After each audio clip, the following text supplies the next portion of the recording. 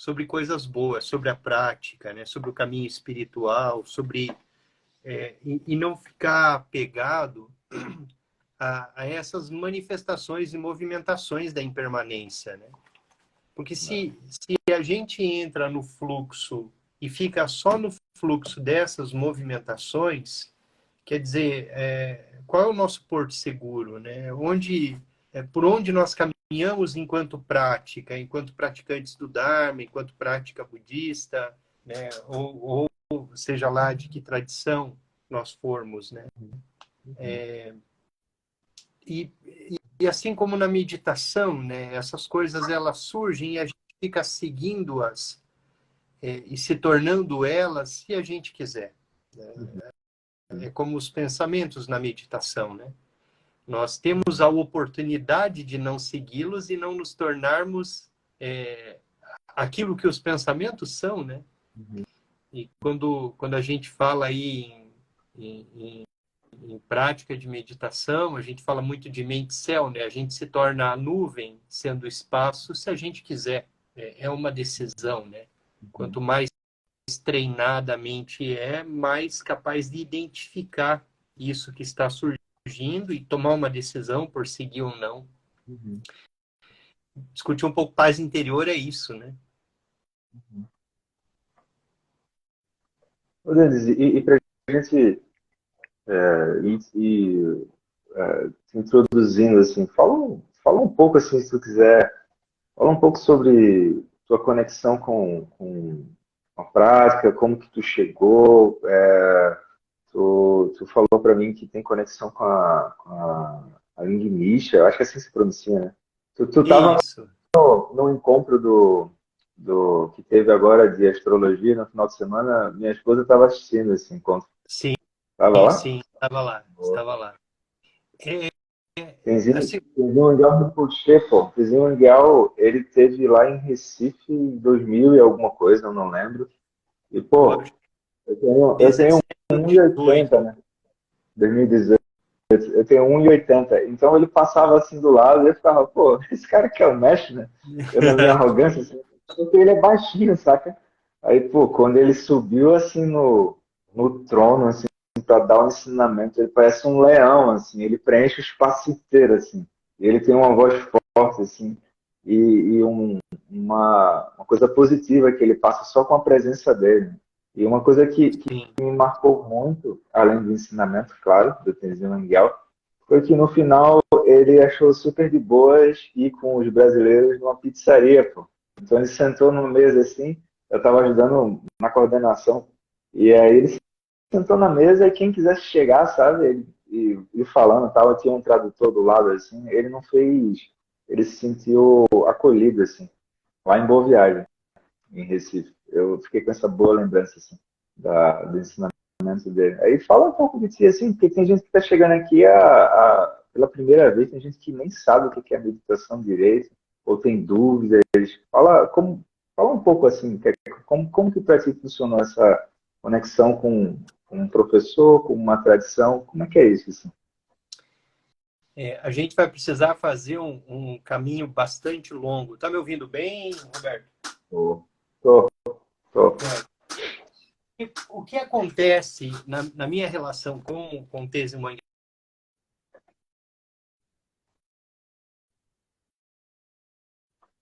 Pessoal, tá cortando para vocês o áudio? Como professor, ele remove a minha.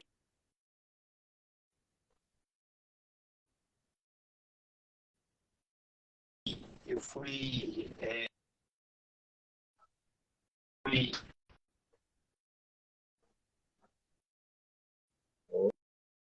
católico, né? E tive como principal professor depois do meu noviciado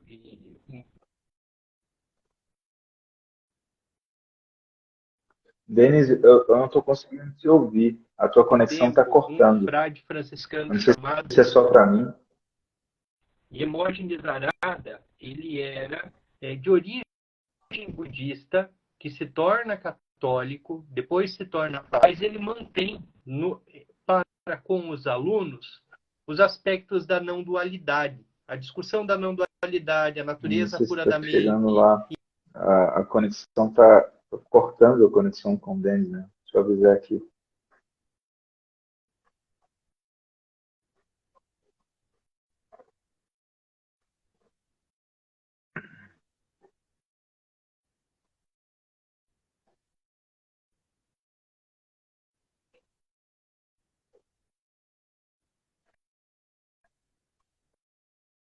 Bom, pessoal, vamos esperar alguns minutinhos em silêncio, tá? Quem está chegando, quem desejar, e quem também desejar, vai escrevendo aí nos comentários de onde que está falando, porque deve ter tido algum problema aqui com a conexão do Denis, né? Já que ele estava... Alguém já colocou aí em permanência? Budista é cabuloso, meu amigo. Ai, ai. Vocês são engraçados. Então, deixa eu ver aqui como é que tá. E vamos seguir, tá? Vamos seguir aqui, tá? Convidar e esperar.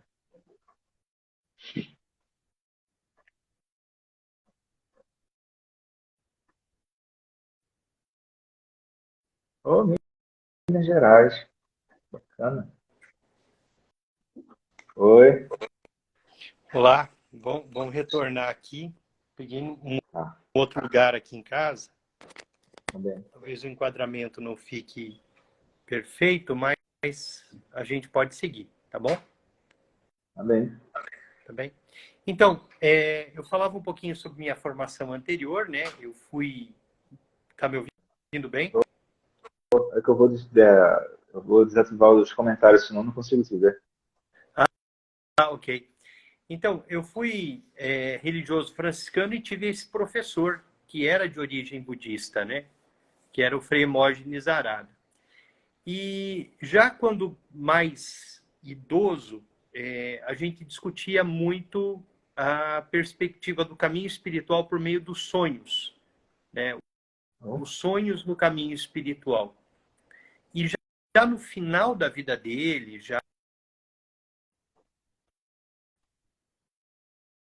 na idade avançada, ele me falou publicado nos Estados Unidos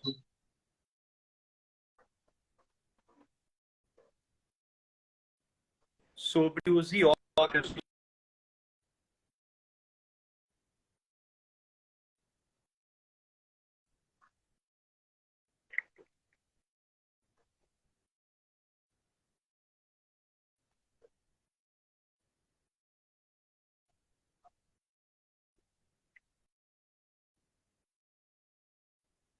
Depois que Frei Hermógenes faleceu,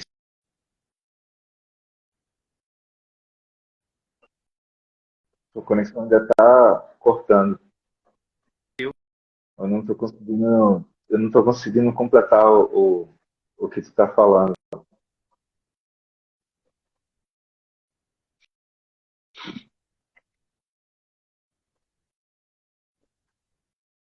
era o livro de Tenzin Wangyal Rinpoche.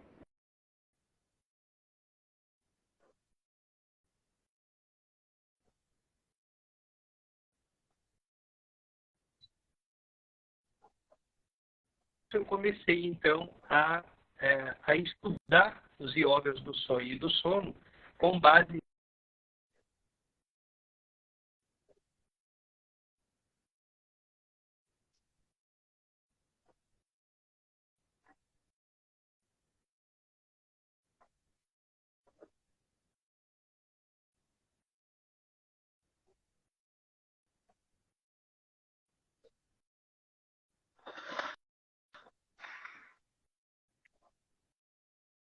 Vamos ter.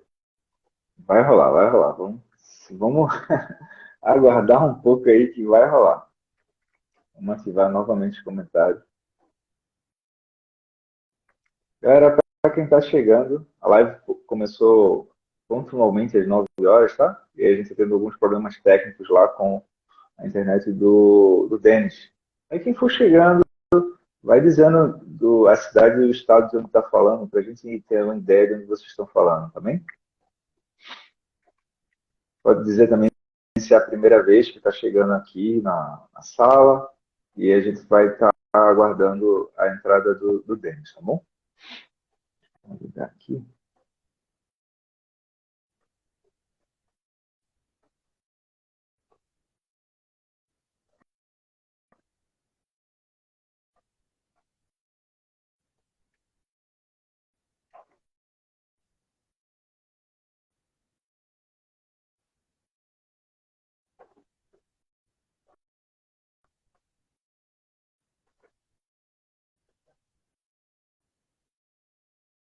Está chovendo muito por aí também, pessoal? Onde vocês estão?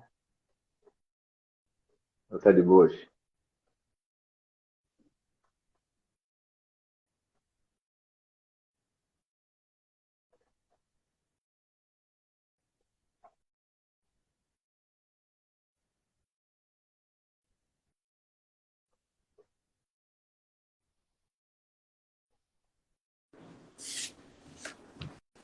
Gente, Acho que agora e consegui. agora? Será que vai?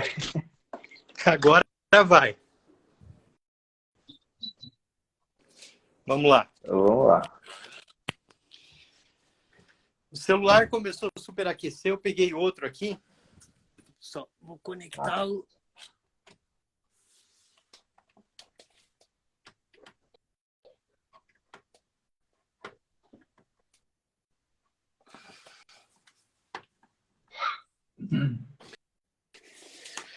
Bom, agora sem muito sofrimento. Me ouve bem? Manda ver. Perfeito. Então, eu falava para vocês sobre Tenzin Wangyal Rinpoche, né? E como eu cheguei até ele por meio de Hermógenes Arada. E aí eu comecei estudando esse livro aqui, Os Yogas Tibetanos do Sonho e do Sono. Quando eu deixei a vida religiosa franciscana, quando eu deixei de ser franciscano, eu comecei, então, a praticar. Eu pratiquei no Zen, depois fui para Nyingmapa, né, onde ainda pratico, no Shagdu Gompa, né, e sou aluno da Lama Yesh, em Curitiba. E continuo com a prática, né, comecei e avancei com a prática com Tenzin Wangyal Rinpoche e os professores da Lig Mincha, que é a sanga criada por Tenzin Wangyal Rinpoche. Né? E essa sanga hoje está no Brasil todo. Pouco antes da pandemia, o Rinpoche ele decide criar uma espécie de uma sanga virtual para que abrisse os ensinamentos do Yugdrum Bon de uma forma bastante ampla e oferecesse para todos, em qualquer lugar do mundo, esses ensinamentos. E logo em seguida veio a pandemia, 1 ano ou 2, mas a sanga estava fortalecida digitalmente. A Web Sanga estava já, a Cyber Sanga, já bastante desenvolvida, já bastante consolidada, né? E a partir disso, a Cyber Sanga ela conseguiu manter a prática e expandir muito o Yugdrum Bon durante o período da pandemia. Porque quando muitos... Bom. Oi? Yongdru Bon que tu falou, seria o quê?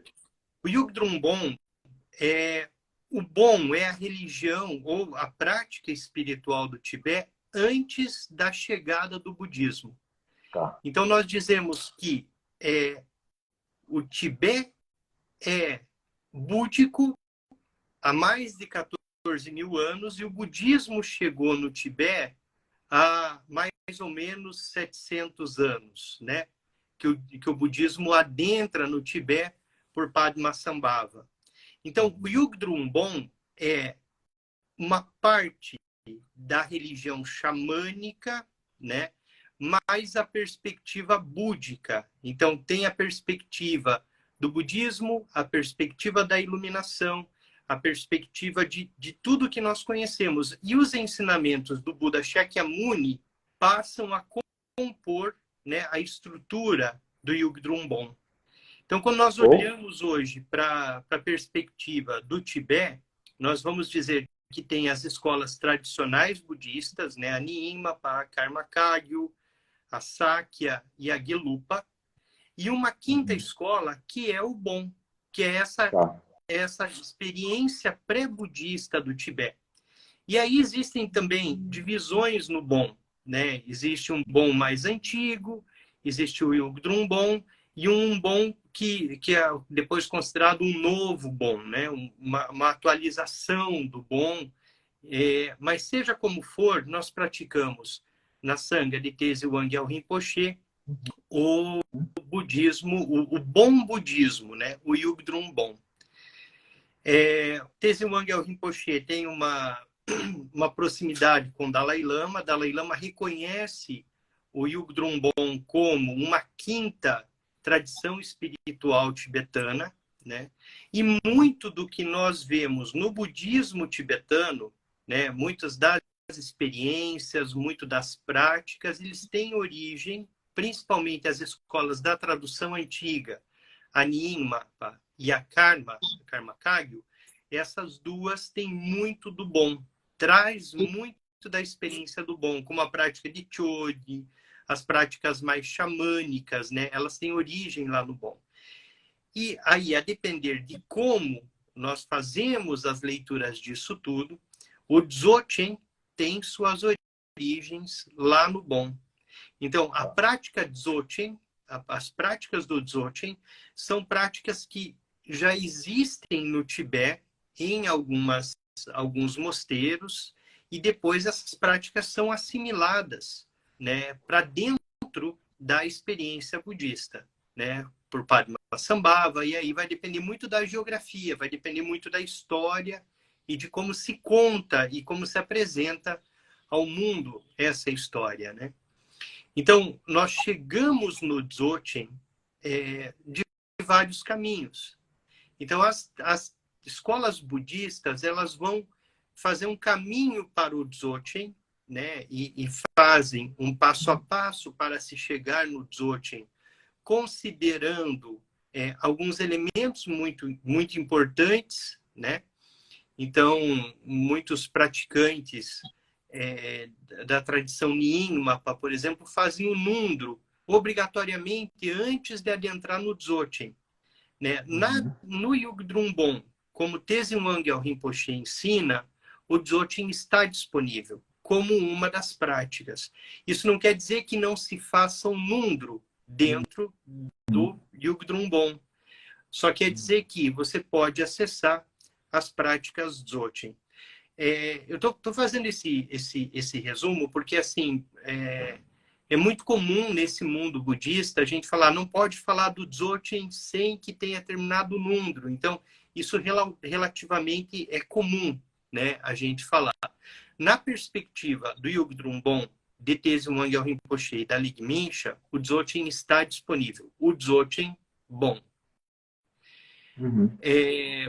Agora, se você é praticante de uma determinada tradição, vinculado a um determinado lama, a um determinado professor, siga as instruções do seu professor.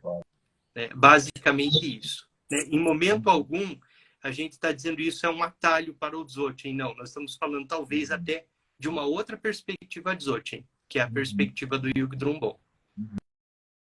Eu sou bem prolixo. Não, eu acho que é só que a questão seria mais ajudar outras pessoas também entenderem isso. Então, a gente tem digamos assim, um núcleo chamado que são práticas Dzogchen, podemos dizer assim, e dependendo de como aquela tradição está olhando para aquele núcleo de Dzogchen, ele vai ser praticado de um jeito ou de outro. E não quer dizer que uma é melhor do que a outra. Porque, em geral, principalmente iniciante, assim, é como se o iniciante está chegando e ele quer torcer para um time de futebol. E ele quer escolher qual é o time que tem o Cristiano Ronaldo, o Messi, o Mbappé, e por aí vai. E não é isso que tu está propondo. O que tu está dizendo é que tem um núcleo maior, chamado uma prática bom, e por aí vai. E dentro disso tem as subdivisões, e dentro disso tem a forma como aquele professor está autorizado, ou a forma como aquele professor vê que vai beneficiar mais outros seres. Como, por exemplo, o Nankai Novo, até onde eu sei, também ele coloca uma coisa que é, ó, galera, tá aí. Perfeito. Roberto, o teu som tá com um pouquinho de dificuldade. Eu não sei se sou eu que estou te ouvindo mal ou se é o teu som. Tá com chiado, tá com o quê? Isso, um pouquinho de chiado. Deixa eu ver se eu baixar um pouco. Melhorou? Melhora um pouquinho. Tá. Bom, de alguma forma, essa aproximação do Nankai Norbu, né? E oficialmente, se a gente perguntar por onde o Denis foi introduzido no Dzogchen, eu fui introduzido no Dzogchen por Nankai Norbu. Então, a minha Tá. primeira experiência no Dzogchen é por ele, né? Depois eu acabo seguindo o caminho mais com Tenzin Wangyal Rinpoche, mais com Ling Mincha, e fazendo esse outro processo, né, de adentrar o Dzogchen dentro da tradição, né? Então, sigo mas começo por ele. A introdução é por ele, né? E sim, nesse final de ano, o Rinpoche deu um retiro. Ele está fazendo um ciclo longo, né? Que deve durar aí 5 ou 6 anos, aí entre Natal e Ano Novo, da transmissão experiencial do Dzogchen. E uma das questões que ele respondeu e que foi trazida ali pelos praticantes foi exatamente essa. Por que antes o Dzogchen era tão fechado, né? Ou porque alguns mestres mantêm essa prática de uma forma tão restrita? E ele deu uma explicação muito interessante, Roberto, que ele diz assim, a preocupação principal era de que a mente do praticante estivesse pronta para os ensinamentos do Dzogchen, Perfeito. para que não criasse nele um karma negativo em relação ao Dzogchen. Então, o ensinamento ele é fechado por um motivo, para que aquele praticante não tenha problemas na sua prática espiritual, no seu caminho, principalmente na sua visão, né? A visão no sentido de como ele vê os ensinamentos, como ele vê as coisas, em decorrência de não estar preparado para isso. Então, o Nundro, ele tem uma função preliminar, né? E assim é chamado de prática preliminar, exatamente para que essa visão possa ser moldada, para que essa experiência possa ser moldada, para que o aluno possa adentrar num conhecimento mais profundo, por assim dizer, Dzogchen, né? Sem que o aluno tenha algumas questões relacionadas a um karma de deturpar a visão com o Dzogchen. Porque o Dzogchen é a transmissão direta, é mente a mente, né? É o reconhecimento da natureza pura da mente. É o reconhecimento de que tudo está perfeito e completo, está iluminado agora. Né? E nós acabamos em Dzogchen, de algum modo, diferenciando muito o que é uma experiência racional, né? O que é um conhecimento racional, intelectual. Eu sei o que é vacuidade, eu sei o que é natureza pura da mente, eu sei o que é isso de modo racional e o que efetivamente é isso enquanto experiência direta. Né? Tenzin Wangyal Rinpoche, ele é muito assertivo nisso, né? Ele fala assim, basicamente, são 3 passos. Primeiro passo, ensinamentos. Então, o ensinamento é um primeiro passo, onde nós ouvimos, nós aprendemos, nós usamos a razão, nós começamos a fazer algumas conexões, né? E conectamos isso com aquilo, um outro ensinamento que nós recebemos ali, vamos juntando tudo. Um segundo passo, uma segunda etapa, não necessariamente isso acontece uma coisa em sequência à outra, mas isso está junto, né? É a prática. Então, não adianta o ensinamento sem a prática. Essas coisas não funcionam. E, por fim, o mais importante é a experiência direta. E quando nós falamos de Dzogchen, quando nós falamos de yogas do sonho e do sono, nós estamos falando propriamente de experiência direta. É tocar o que no bom nós chamamos de base, né? Tocar Kunshi, a base da mente, experimentar a base, experimentar isso como vazio, experimentar isso como espaço. E aí, no caso, como que a pessoa encontraria, então, isso que a gente sempre fala de paz interior com o Dzogchen. Como seria isso? Quando nós podemos começar pelo fim, né? Porque o Dzogchen, ele vai mostrar que tudo está perfeito e completo. Tudo está perfeito. Onde quer que nós estejamos, tudo está perfeito. É o que é melhor. É o que há de mais propício, né? Então, quando a prática é madura, mesmo aquilo que parece ser desesperador, é aprendizado, tá dado, é perfeito, é radiância. Como funcionaria isso de uma forma, talvez, didática para a gente compreender? Quando nós meditamos, ali na nossa prática de meditação, muitas vezes fazendo chamata, ou em tibetano, chinê, nós estamos parados em posição de meditação e os pensamentos estão surgindo o tempo todo e vindo à fala o tempo todo. Então, eles se apresentam, né? Vêm as ideias, vem o pensamento, aqueles corpos, pensamentos surgem. E enquanto praticamos, o que nós fazemos? Deixamos que eles vão. Então, ele surge e ele passa. Certo? Nós, no máximo, dizemos isso é um pensamento e deixamos ir. É isso a prática. E buscamos o tempo inteiro o ponto de observação e não do objeto observado. Dzogchen não é diferente disso. Só que nós vamos reconhecendo esses pensamentos como manifestação da mente. Mas nós mantemos não só durante a meditação, nesse espaço primordial que observa tudo, não só como meditação, mas como prática da vida, do dia a dia, de todas as coisas. Então, em Dzogchen, nós dizemos é como espaço, como céu. Então, nós falamos muito de mente-céu, desenvolver a mente-céu. Os tibetanos falam do céu claro num dia de outono. Aquele céu totalmente azul, sem nenhuma nuvem, né? Como Então, com o pessoal um punzão. de São Paulo não pode se iluminar, então. Mas a gente tem que lembrar que o céu é azul acima das nuvens. Isso é importante. Teu comentário é importante, porque esse céu claro, azul, amplo, aberto, né? Ele diz desse vazio, dessa experiência da mente que é como espaço. Então, o espaço, ele não escolhe o que está ali. Então, a nuvem surge. Ela surge, ela ocupa o espaço.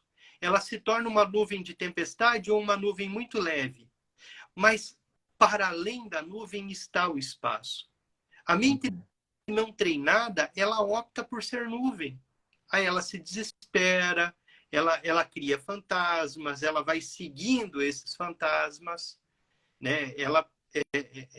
Ela sofre, porque muitas vezes ela gosta de uma nuvem branca que ela achou admirável, então ela se apega, ela quer guardar para ela a imagem. E num determinado momento, essa nuvem se dissipa, como a impermanência, assim como as nuvens de chuva, elas se dissipam.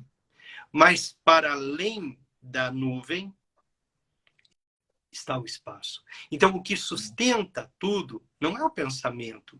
O que sustenta tudo não é a nuvem que chove, mas é o espaço que a sustém. Né? É o espaço como tal. E quando nós pensamos até no espaço sideral, né? São planetas, luas, sóis, meteoros, sei lá, todo esse universo de coisas, tudo isso é sustentado por algo que nós chamamos de espaço. O espaço não escolhe o que está ali ou não está ali. Então, quando nós falamos em felicidade interior, enquanto paz interior, enquanto isso, é essa virada de chave, Roberto. É exatamente uma virada de chave que não é racional.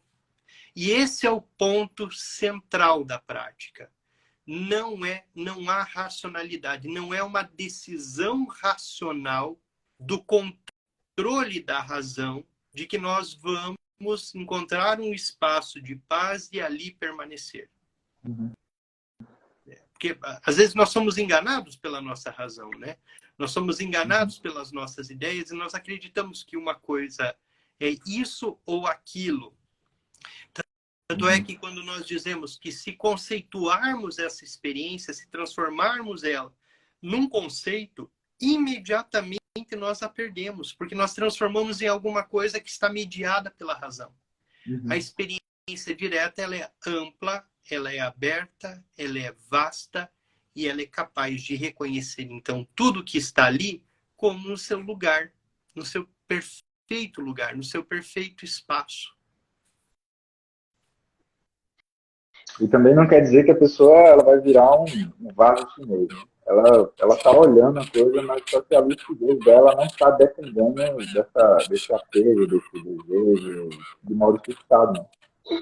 Perfeito. Ela continua no mundo, ela continua viva, né? Ela continua acontecendo e estando. Então, a perspectiva da visão é muito isso, né? Mas nós continuamos ali, nós continuamos nos relacionando.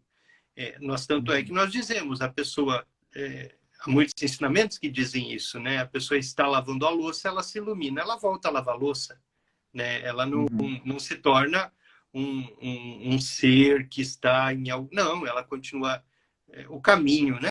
Ela continua levantando de manhã, lavando o rosto, tomando banho, as flores do campo, o trabalho, tudo isso que é perfeitamente puro, né? Em sua forma. Então, não há um descolamento da realidade, né? Ao contrário, ela entra na realidade toda inteira, né? Com inteireza, com profundidade. Então, enquanto lava a louça, né? Por que enquanto lava a louça? Porque a perspectiva de Dzogchen é a perspectiva da presença, né? Ser todo inteiro. Então, enquanto você está ali, né? Então, essa paz interior, ela diz da inteireza. Quando o Tenzin Wangyal Rinpoche começa a traduzir e ofertar Dzogchen de uma forma aberta, tem um livro bastante interessante, até nós nos reunimos às quartas-feiras para estudar esse livro, não sei se você está vendo, que é o Despertando a Mente Luminosa. Cadê ele? Aqui. Não, agora vi isso. Então, esse livro foi traduzido para o português e ele é uma introdução ao Dzogchen, tá? Utilizando dois aspectos, né? O aspecto do refúgio interno, o reconhecimento do nosso corpo como a mandala dos vitoriosos, os canais e os chakras, o reconhecimento da nossa fala como a fala iluminada e o reconhecimento da nossa mente como a mente iluminada. Então, o refúgio interno ele vai fazendo esse caminho do corpo, da fala e da mente, certo? E nós nos refugiamos em nosso corpo. É uma prática Dzogchen. Nós nos refugiamos em nossa fala e nós nos refugiamos em nossa mente. Até onde nós vamos, nas práticas tântricas, nós visualizamos as deidades diante de nós, o Buda, a árvore de refúgio, né? Nós tomamos refúgio nessa árvore que está diante de nós, nessa experiência tântrica, né? Do Buda, do Dharma, da Sangha. Na prática Dzogchen, né? Principalmente instruídas aí por Tenzin Wangyal Rinpoche, que vem da linhagem de Dao Gyaltsen, nós tomamos refúgio, então, no corpo. O corpo é o primeiro espaço de refúgio. Depois, a fala é o segundo espaço de refúgio. E a mente é o espaço de refúgio. Então, o meu próprio corpo, minha própria fala e minha própria mente. Como é que, para exemplificar, assim, qual a diferença de eu tomar o corpo como refúgio e eu ir para frente do espelho e ficar vaidoso por causa do corte do meu bigode, assim? Porque é o meu corpo também. E agora? Sim. Como é que eu... É porque tem gente nova chegando. Eu entendo o que tu está falando. É só porque tem gente nova chegando, sabe? É que quando aí vem aquela coisa, né? Mas não é exatamente o corpo que eu queria. Eu queria aquele corpo malhado da academia, de todo dia. Boa. Naquele corpo Boa. eu tomaria refúgio. Boa. Né? Só que essa é a visão externa do corpo. Quando nós falamos do corpo na perspectiva da prática espiritual, nós estamos falando de matéria, né? disso que sustenta a própria mente, né? Desse espaço em que a mente é sustentada, mas nós principalmente estamos falando dos canais e dos chakras, né? Desse corpo, como é difícil trazer isso para uma linguagem ocidental, porque nós estamos falando de uma outra coisa. Mas o corpo é aquilo que sustenta, é essa estrutura, esse agregado de carne, ossos, sangue, cabelo, mas que basicamente é o espaço em que nossa mente está mantida, certo? E que não é diferente também da nossa mente. Didaticamente, nós chamamos isso de corpo. Mas esse espaço físico, né? Esse espaço em que nós estamos. Então, não é a beleza ou a feiura ou a adequação e inadequação do corpo. Corpo é como nós nos apresentamos nesse universo físico, né? Nesse universo da matéria, que nas práticas tibetanas acabamos chamando de Nirmanakaya, que é o corpo físico, que é o corpo que se manifesta, que é o corpo que aparece, né? Então, esse é o corpo, é esse corpo físico. Em Dzogchen, é esse corpo físico mesmo.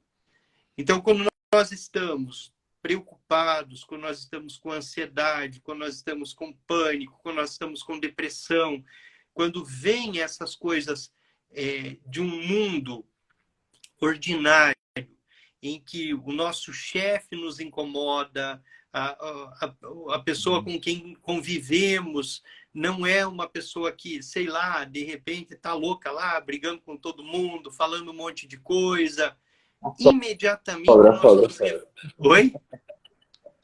A sogra.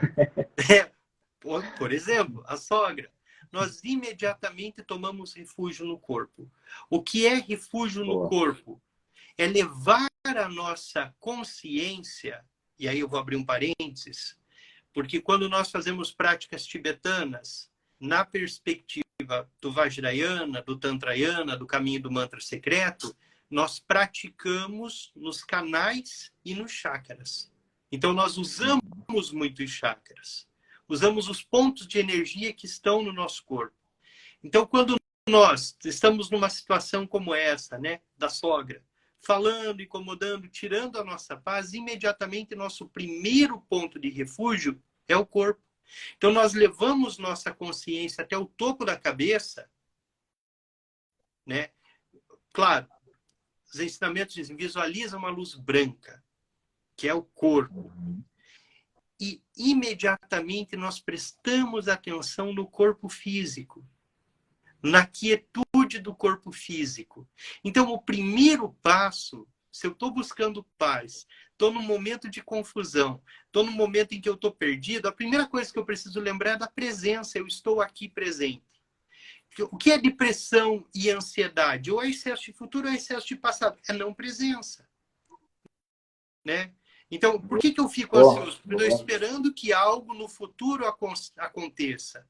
Vai acontecer? Não sei se vai acontecer. É bom que aconteça? Não sei se é bom que aconteça. É ruim que aconteça? Também não sei se é ruim que aconteça. Qual é o lugar mais seguro para se estar? Onde eu estou, no corpo. Então, quando nós nos refugiamos no corpo, é o refúgio no lugar seguro. Ô, Roberto, Se tu perguntar para o teu corpo, e aí, corpo, tu está presente ou não? A resposta, ele não está nem no passado, nem está no futuro. Então, boa. Exatamente. E mais que isso, Boa. a gente vai dizer, ele também não está no presente, ele está na presença. Porque passado, presente e futuro é uma criação. O que nós sabemos? Que o corpo está aqui. E se há um lugar seguro para se estar, não é no devaneio, não são nas nuvens que rodam o céu e que são levadas pelo sabor do vento. Mas se há um lugar seguro para se estar, é conectado no primeiro grau de refúgio, no refúgio no corpo. Então, nós tomamos refúgio nesse lugar seguro, que é o corpo. Então, quando você me pergunta qual o caminho para a paz interior, primeiro reconhecer o corpo. E reconhecer o corpo como um lugar seguro. E tomar refúgio na primeira porta, que é a porta do corpo. Quem é praticante, faz práticas com Guru Yoga, faz práticas já no caminho, no Tantra, né, no caminho do mantra secreto, toma refúgio no corpo, visualizando um Buda diante de si, um raio de luz que sai da testa dessa deidade e toca a sua testa, né? Colocando você nessa experiência do corpo iluminado. O que o Dzogchen vai dizer? Teu corpo já é iluminado. Reconheça. E reconheça isso agora. Então, não é algo que acontecerá um dia, daqui a algum tempo. Já é perfeitamente iluminado. Por isso, ele não é diferente do corpo iluminado de todos os seres iluminados. Por isso, ele é um espaço seguro no momento da confusão, no momento da tristeza, no momento da depressão, no momento do sofrimento. Preste atenção no corpo. Se conecte ao presente, aterre-se. O Rinpoche fala, se aterre. Né? Conecte-se à terra. Bota os pés na terra. Você é isso. Né? Sai do devaneio. Sai do pensamento louco. Sai dessa mente que fica indo e vindo. Se conecta ao chão. A gente deveria abraçar as pessoas e pisar no pé dela. Né? Tipo, volta para cá, te dá um pisão no pé da pessoa, ela volta para cá. Isso é muito importante. Sabe por quê, Roberto? Porque a consciência do corpo traz isso. E é legal como as mães intuitivamente fazem isso quando a criança está totalmente maluca, indo e vindo. Elas dão um beliscão, né? Quer dizer, toma consciência do corpo. Isso te coloca no momento presente. Isso te traz para a presença. É interessante quando no Zen, quem pratica o Zen, o praticante começa a se perder, começa a movimentar o corpo. O que o mestre faz? Ele está com um bambu, ele vai lá e pá! Por quê? Porque ele chama atenção para o corpo, né? Imediatamente você volta para a presença, você realinha a postura, se recoloca e fica ali, presente de novo. Você toma refúgio no corpo. Pode ser que isso não seja, talvez, tão elaborado e racional como nessa descrição que a gente está fazendo. Mas diz desse retorno ao corpo. A cultura ocidental, ela é extremamente racional, ela é catafática, ela quer falar de tudo. Então é uma teologia complicada, é um Deus difícil, que tem que escrever 1000 livros, que tem não sei o quê. Só que a experiência direta é isso, é uma paulada, é uma batida do mestre te chamando a atenção. Presta atenção no corpo, volta para esse lugar, a experiência é direta. Né? É a relação de Naropa e Tilopa, que um acaba se iluminando com uma sapatada na cabeça. Né? Presta atenção no corpo, não deixa essa mente solta, voando, volta, se conecta ao momento presente. Então, quando nós falamos de paz interior, nós começamos num primeiro giro de refúgio no corpo, e esse refúgio no corpo, no primeiro giro, é esse refúgio de prestar atenção no lugar em que nós estamos, onde nós estamos, que corpo é esse, né? Tecnicamente, utilizando a prática, nós vamos levar, então, nossa consciência até o topo da cabeça, porque como praticantes do caminho do mantra secreto, como praticantes do Tantra, do Dzogchen, praticantes tibetanos, nós usamos os canais dos chakras. Então, nós subimos com a consciência até o topo da cabeça e imediatamente nos conectamos ao corpo e voltamos, não necessariamente para o momento presente, mas para a presença. Porque falar de um momento presente, a gente vai falar do momento em que nós temos as preocupações. O Roberto falou, 10h30 eu tenho que sair no máximo da live porque eu tenho coisas para fazer e tal. Quer dizer, tem um monte de preocupações. Isso é presente. Presença é eu estou aqui, eu sou esse corpo que está aqui agora. Então tem uma diferença, tem uma relação diferente com as coisas. Esse é um primeiro espaço de refúgio, né? Que é esse espaço mais denso. Então, quando falamos de paz interior, nós primeiro temos que pacificar esse corpo. Então, nós primeiro temos que tomar consciência dele, né? No momento aí de tensão, de dificuldade. O segundo espaço do refúgio é a fala. a fala iluminada de todos os Budas, que é a minha fala, que é a minha voz, que é o som, o som. Mas percebe que quando nós tomamos refúgio no corpo, nós não estamos tomando refúgio no movimento do corpo. Nós estamos tomando refúgio no corpo que se aterra. Nós tomamos refúgio na quietude. Nós tomamos refúgio na quietude do corpo. Quando nós tomamos refúgio na fala, nós tomamos refúgio no espaço de onde toda fala surge, que é o silêncio. E é muito interessante isso, porque no momento da desavença, no momento da briga, no momento do dia a dia, em que surge o sofrimento, a dor, nós tendemos a falar, nós queremos xingar, nós queremos mandar aquela mensagem de WhatsApp xingando todo mundo. Nós vamos para a rede social e começamos, sei lá, a xingar quem nós não gostamos, a elogiar quem nós gostamos. Mas, de repente, nós precisamos tomar refúgio na fala. E o refúgio é no espaço que sustenta toda a fala. Fica claro isso? Uhum. No espaço que existe entre uma fala e outra. No silêncio. Quando nós tomamos refúgio no silêncio, nós não vamos enviar aquele e-mail, nós não vamos mandar aquela mensagem, nós não vamos falar aquelas palavras. Nós vamos buscar esse espaço de vazio da fala, que é de onde toda fala surge, que é a experiência da fala iluminada.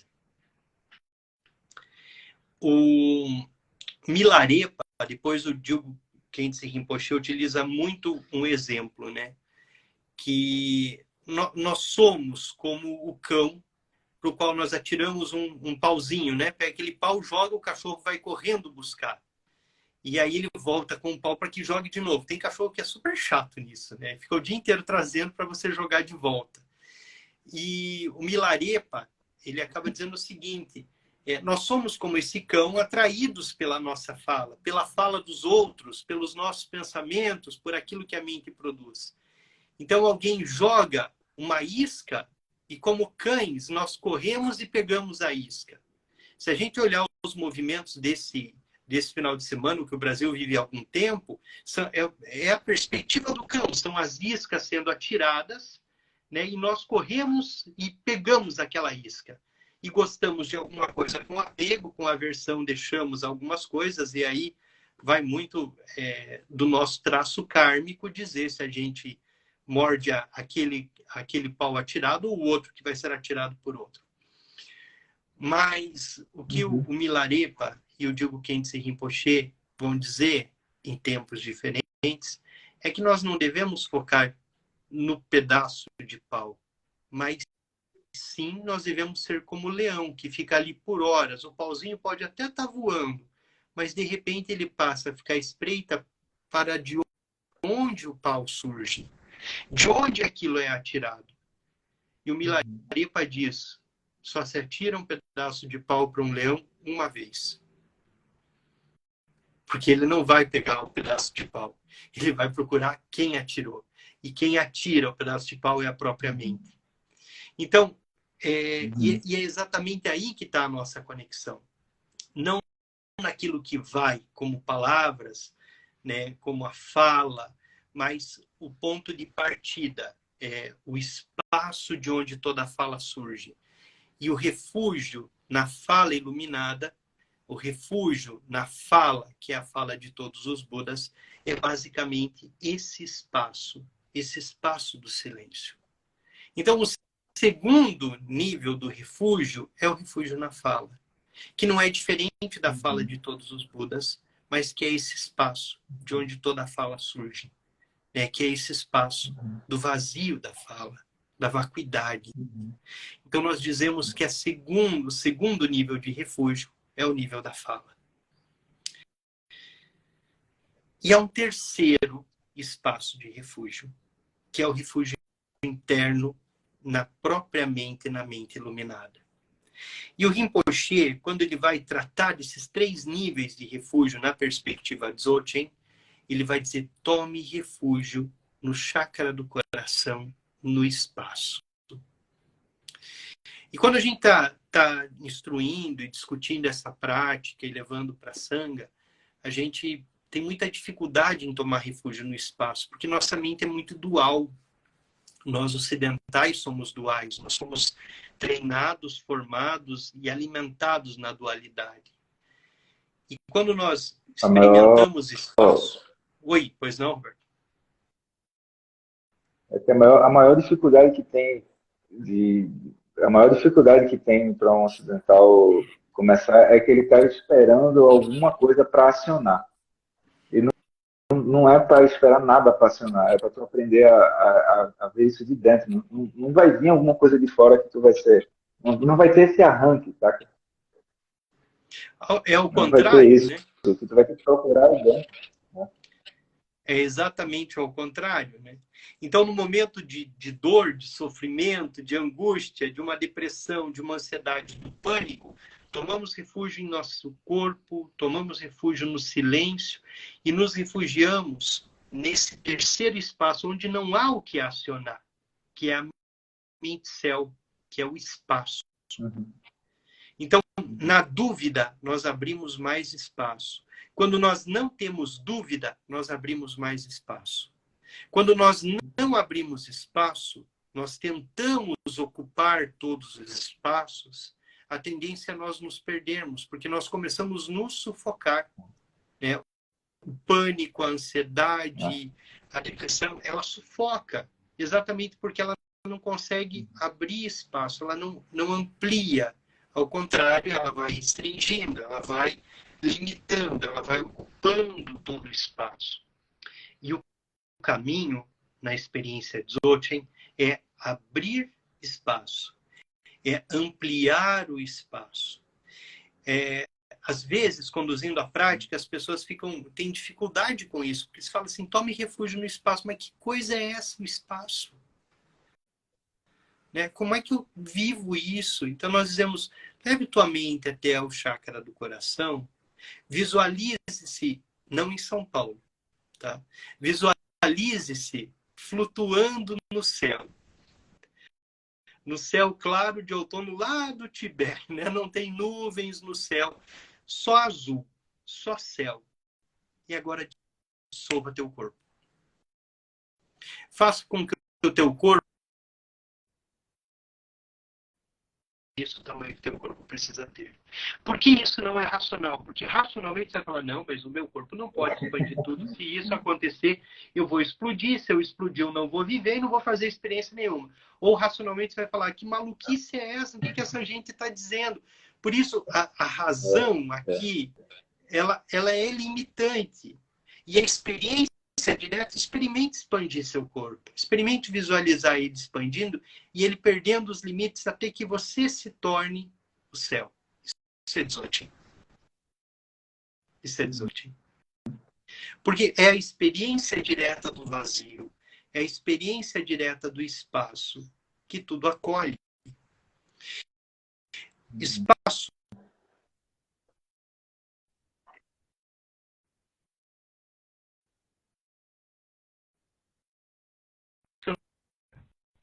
Nirvana.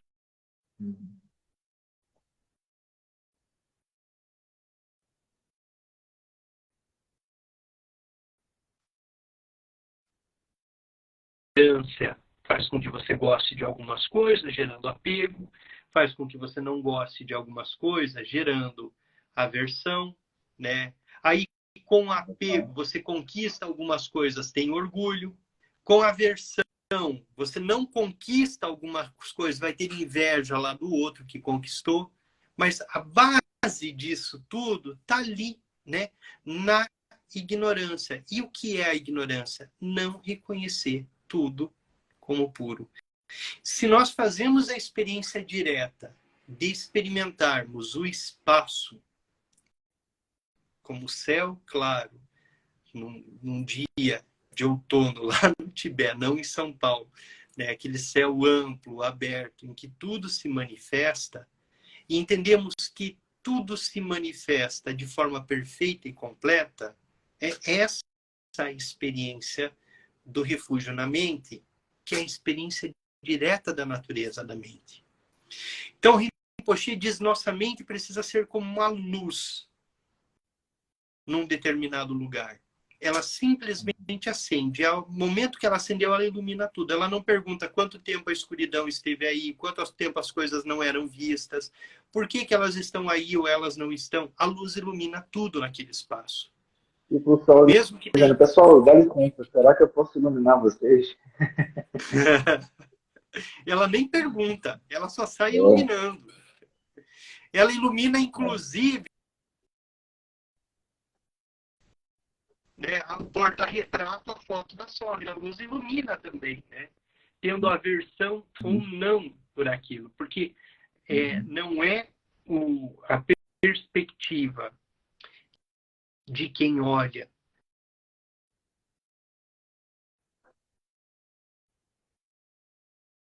que surge a dor e sofrimento, é a forma com que nossa mente é treinada a olhar. E é interessante, né? Porque quando a gente fala do treino da mente para Dzogchen, na verdade é um destreino. Como é que você destreina uma mente treinada a vida inteira para olhar na perspectiva da ignorância, do apego, da inveja, do orgulho, né? E da raiva? Então, é basicamente esquecer, é basicamente desfazer aquilo tudo que nós fizemos a vida inteira, que foi desenvolver a ignorância, desenvolver a inveja, desenvolver a raiva, desenvolver o apego. É um processo de prática, basicamente, de reconstruir, né? É de treinar a mente, reconstruindo, relançando as bases. Uhum. Uhum. Uhum. Gente, eu falo demais, eu sei. Vamos lá. Não, eu ia só complementar aqui que e se a pessoa ela quiser fazer uma prática de Dzogchen, ela pode fazer sozinha ou seria aconselhável que ela tivesse alguém para acompanhar ela assim? Olha só, Roberto, sempre é muito importante a perspectiva do tibetanos. Nós estamos em práticas muito específicas, muito distantes da nossa tradição. Então, se fazer aluno, ter um lama, ter um rinpoche, ter um professor é fundamental, ao meu ver, nesse caminho. Então, eu até poderia dizer, tenta fazer o refúgio interno aí, né? Mas procura o Rinpoche, procura os vídeos dele no YouTube, nos procura mim, procura o Roberto. Nós não somos professores, mas a gente pode indicar, olha, procura o fulano, está aqui o material, né? Isso, Procura o Beltrano. isso. Nós temos Fundação, na né? Sangha do Ligmincha, toda quarta-feira à noite, nós temos prática de Dzogchen, então nós oferecemos. Então, dentro da Sangha, claro, cada um pode ter conexão em uma determinada Sangha, com um determinado professor, num determinado lugar, e nós vamos onde nossa conexão está, né? Mas a Sangha do Ligmincha oferece, né? Nós oferecemos a prática do refúgio interno e os 5 pontos de Dao Gyaltsen, que é uma prática Dzogchen também, em que nós conduzimos a prática e nós damos fazemos a leitura dos textos e fazemos comentários quanto aos textos, no sentido simplesmente de permitindo que essa visão, né, essa visão, então é um processo, não é um processo rápido, não é algo que com vou lá, estou fazendo Dzogchen aqui. É basicamente isso. Não, não é. É um processo de treino da mente, é um processo experiencial, principalmente experiencial. Porque não é, muitas vezes, assim, ler muitas coisas, conhecer muitas coisas, ter muito acúmulo de informação, né? Porque nós íamos para um certo materialismo do Dharma. Tenho vários livros, tenho não sei o quê, busco intelectualmente. Esse é um caminho, e é um caminho muito importante. Mas a perspectiva no bom, a perspectiva no Dzogchen, é a perspectiva da experiência direta. Então, senta e medita, né? Faz a prática, se conecta ao vazio, esse é o caminho. Mas sempre sob orientação de um professor. Eu vou voltar lá atrás. Quando perguntaram ao Rinpoche por que antes se obrigava a fazer um número, ele dizia exatamente para que o aluno tenha a visão pronta para as instruções de Dzogchen. Se o aluno não tem essa visão pronta, ele vai sair fazendo, entre aspas, tudo na contramão de Dzogchen, o que gera para ele um karma muito negativo.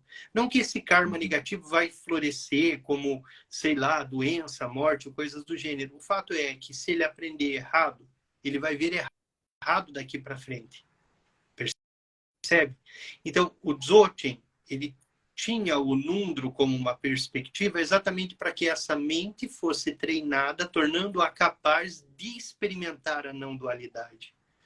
Por que é tão importante um professor? Para que esse caminho da não dualidade seja feito sob supervisão. E principalmente para que você não acredite ter se enganchado em algo dual, tendo certeza que é não dual. Esse é o risco. Porque é um risco se a mente não está preparada para que você assuma um dos lados da dualidade como não dual e tenha certeza de que esse é o caminho, de que é isso a não dualidade. Não sei se fui claro ou se acabei confundindo mais. Não, acho que foi sim. Porque, por que que eu te fiz essa pergunta, né? É porque, em geral, eu vejo muita gente caindo nos extremos. Ou a pessoa acha que vai aprender a coisa toda em 7 dias ou ganha seu dinheiro de volta, ou ela diz, isso não é para mim. Porque é muito isso, é muito aquilo, e muito complicado, e muito isso, e muito aquilo, e muito complicado. E aí, na verdade, é tudo isso que tu está falando, que é o ponto central no começo é você aprender a soltar esse apego de pensar de maneira dualista e aprender a gente pode dizer assim, ter essa percepção, essa sensibilidade de se relacionar com o que acontece dentro, né? Então, eu vejo pessoas, como se fosse, a pessoa está perdendo muito tempo na vida dela. E ela não tem garantia de que ela vai ter um cashback da vida dizendo, olha, você está aí estudando 10 anos aí, e daqui a 10 anos você vai ter mais 10 anos na sua vida, tá? Aí, não é assim que funciona. É. E o auto-engano é muito forte. Mas isso é por conta do nosso vício ocidental. Né? O mundo em que nós vivemos no Ocidente, que é um mundo de metas, objetivos, e de uma certa constante ilusão de que se a gente for bem, se a gente fizer isso ou aquilo, a gente atinge um objetivo e massa, vai ser fantástico porque conseguiu vender 8, sei lá o que a mais nesse mês. Quer dizer, e sempre é ilusão, porque você vai vender os 8, mês que vem o seu chefe vai falar, agora eu quero 16. Agora eu quero 22, agora eu quero 35. Então, e aí você vai caminhando por uma felicidade que é essa felicidade de uma alegria do objetivo alcançado. E sempre olhando para frente, como se existisse frente e atrás, né? E muitas vezes nós vamos para o materialismo do Dharma nessa perspectiva. Então, é acúmulo de coisas. Pego mais isso, tem mais aquilo, vou mais naquele outro. Então, a gente vai caminhando por ali, de repente a gente está no meio de uma grande confusão. Porque a tradição A diz isso, a B diz aquilo, a C diz aquele outro. E aí a outra tradição começa a brigar com aquela, porque eu vi um vídeo do fulano de tal xingando o Beltrano. O que está acontecendo? Que confusão é essa? Tudo isso está te afastando da experiência direta. Porque tudo isso diz da ilusão, principalmente, da forma de olhar para o mundo na perspectiva da ignorância. Então, se a gente embarca nisso, né, a gente está conduzindo o nosso olhar pelo olhar de ignorância, né, pelo olhar do apego. Então, eu quero isso por conta daquilo, não quero por conta do outro. E a perspectiva é exatamente oposta. A perspectiva é a perspectiva da não dualidade, a perspectiva do espaço, do vazio, da luminosidade. Então, Tenzin Wangyal Rinpoche, Roberto, ele é muito muito feliz ao ofertar o Despertando a Mente Luminosa, porque quando ele faz esse livro, ele toma uma decisão. Eu vou ofertar Dzogchen, profundo Dzogchen, a visão Dzogchen, sem a necessidade de que as pessoas se tornem budistas, sem a necessidade de que elas se vinculem à tradição tibetana. Isso é um livro leigo. Uhum. Então, ele vai tratar da meditação tibetana para paz e alegria interior. Uhum. Mas aqui ele vai fugir de todo o aspecto religioso. Ele fala, eu posso ofertar isso para vocês sem que vocês se tornem um praticante budista bom, sem que vocês tenham que fazer prática de protetores todo dia, sem que vocês tenham um idam, sem que vocês tenham... Está aqui, para o mundo ocidental. É diferente, por exemplo, dos yogas tibetanos do sonho e do sono, né? Que isso aqui que pertence ao Tantra Mãe, são 2 yogas, das 6 yogas principais do Tantra Mãe. Aqui ele já vem numa perspectiva bem mais de vinculação direta à tradição, né? Mas o Dzogchen, a mente luminosa, ela não pertence a uma tradição, ela não pertence a um guru, ela não pertence a um determinado professor. Ela pertence, sim, a cada um que faz o caminho, busca seu refúgio interno, faz a experiência direta com a natureza pura da mente, que está aí, disponível. É a sua mente, é a minha mente, é a mente ordinária de cada dia. A questão é acessar, é chegar lá.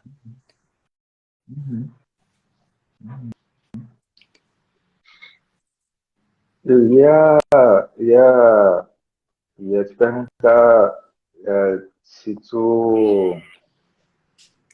a gente dá um tempo para ver se tem perguntas das pessoas para poder responder. Aí eu vou Perfeito. precisar mexer na configuração. Fica à Deixa eu vontade. ver aqui. Ativar comentários. Pessoal, quem tiver perguntas para fazer, a live vai ficar salva? Vai ficar salva. Quem tiver perguntas a fazer, pode usar os comentários agora, tá?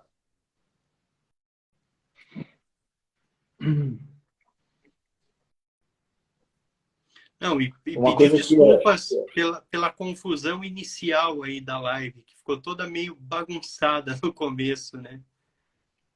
Não, pô, mas isso eu acho que é bom, porque mostra que a gente tá... não tem uma equipe de produção, né? Exatamente. Isso, sim. Uma Não, coisa que eu ia... Por favor. A impermanência, ela surpreende, né? Porque eu estava aqui no espaço onde eu pratico, onde eu trabalho, e com um celular funcionando direitinho, com um aparato, né? E de repente eu estou segurando o celular na mão, tremendo, com outro celular, que nada deu certo daquilo que eu programei. E isso é ótimo, é maravilhoso, né? Porque isso diz exatamente desse fluir. Aí eu tomo refúgio no corpo, me acalmo, falo, vai dar tudo certo, refúgio no corpo, tá aqui o corpo, me aterro, silêncio, refúgio na mente, cadê o outro celular? Quero. Vamos lá.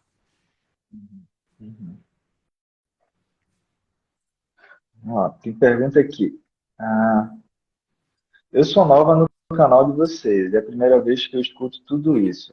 Quais seriam os princípios básicos no dia a dia para praticar a presença? Não, quais seriam os princípios básicos no dia a dia dessa prática de presença e espaço? Quem perguntou foi a Ju Lemier, acho que é francês. Ju, o Rinpoche, ele vai chamar essa prática, é muito interessante, porque ele vai dizer assim, nesse caminho, nessa experiência não dual, profunda, nós vamos nos vincular, então, ao corpo, como eu falei, então nós levamos nossa mente até o topo da cabeça, nos vinculamos ao corpo, até a garganta, nos vinculamos ao silêncio da fala, e até o peito nos visualizamos como o céu, como sendo o próprio céu claro num dia de outono. É claro que é muito mais profundo que isso, na sanga, nos estudos, nós aprofundamos na meditação, mas nós nos vinculamos a esses 3 espaços. E o Rinpoche diz o seguinte, trate isso como 3 pílulas. Pense em três comprimidos, da forma ocidental. E no momento de dificuldade, tome uma pílula branca. Qual que é a pílula branca? O corpo. Por 1 minuto, se vincule ao corpo. Preste atenção no corpo. Lembre que você tem pé, que você tem orelha, que você tem nuca. Né? Lembre que você está aqui nesse corpo. Se vincule a ele. Então, por um instante, vincule-se ao corpo.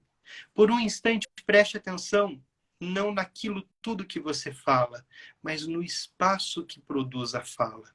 Então, vincule-se ao silêncio, como uma pílula vermelha, que é a segunda pílula, a pílula do silêncio. E como uma terceira pílula, a pílula do espaço. Por um instante, se visualize no momento de fúria, no momento de dificuldade, abrindo seu peito no espaço e se tornando o próprio espaço.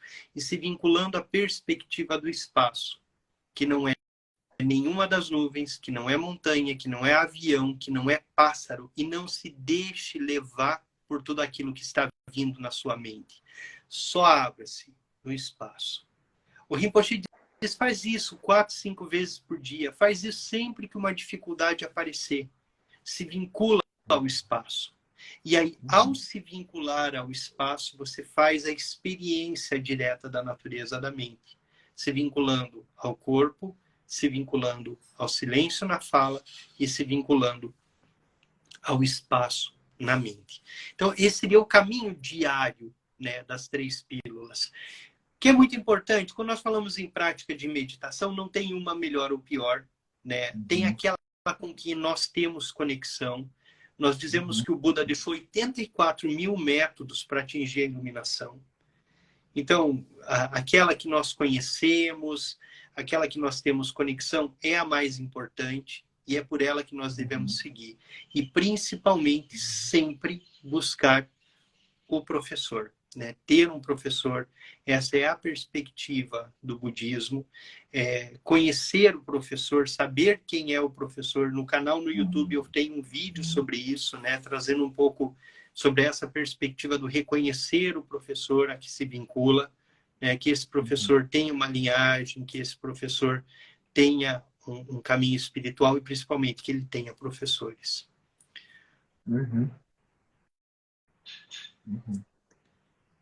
Temos mais Vamos lá, perguntas? galera. Manda perguntas aí para aproveitar o dente, pessoal. Uma coisa é a pessoa ler alguma coisa, outra coisa é estar com outra pessoa perguntando, tentando esclarecer e tal.